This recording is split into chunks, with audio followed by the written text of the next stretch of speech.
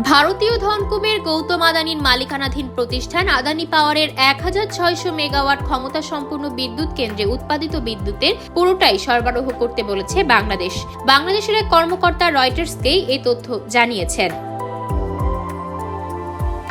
বার্তা সংস্থাটি জানিয়েছে, বাংলাদেশ আদানি পাওয়ারকে ভারতে তার 1600 মেগাওয়াট প্ল্যান্ট থেকে সরবরাহ সম্পূর্ণরূপে পুনরায় শুরু করতে বলেছে। শীতের সময় কম চাহিদা এবং অর্থ প্রদান নিয়ে বিরোধের কারণে সরবরাহের পাশাপাশি বিক্রিও কমে যাওয়ার 3 মাসেরও বেশি সময় পরে বাংলাদেশ কথা জানল।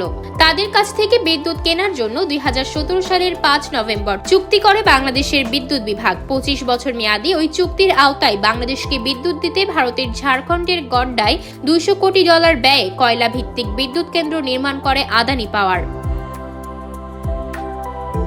1600 মেগাওয়াট ক্ষমতার ওই কেন্দ্রের 2টি ইউনিট থেকে বাংলাদেশে বিদ্যুৎ সরবরাহ করেছিল আদানি, কিন্তু আওয়ামী লীগ সরকারের পতনের পর $85 কোটি বকেয়া আদায়ে গত 31 অক্টোবর বিদ্যুৎ সরবরাহ অর্ধেক করে দেয় এই ভারতীয় কোম্পানি।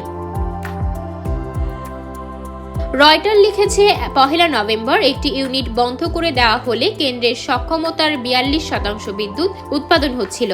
পরে বাংলাদেশও আদানিকে অর্ধেক বিদ্যুৎই সরবরাহ করতে বলে। বাংলাদেশ বিদ্যুৎ উন্নয়ন বোর্ড বলছে, তারা প্রতি মাসে $8.5 কোটি বকেয়া পরিশোধ করছে। এখন আদানিকে দ্বিতীয় ইউনিট থেকে ফের বিদ্যুৎ সরবরাহ করতে বলা হয়েছে।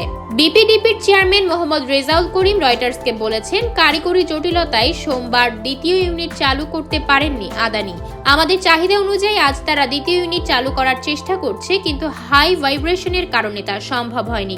রেজাউল করিম বলেন, এখন পর্যন্ত প্রতি মাসে আমরা $8.5 কোটি করে পরিশোধ করছি। আমরা আরো বেশি পরিশোধের চেষ্টা করছি এবং বকেয়া কমানোই আমাদের লক্ষ্য। এখন আদানির সঙ্গে বড় কোনো ঝামেলা নেই।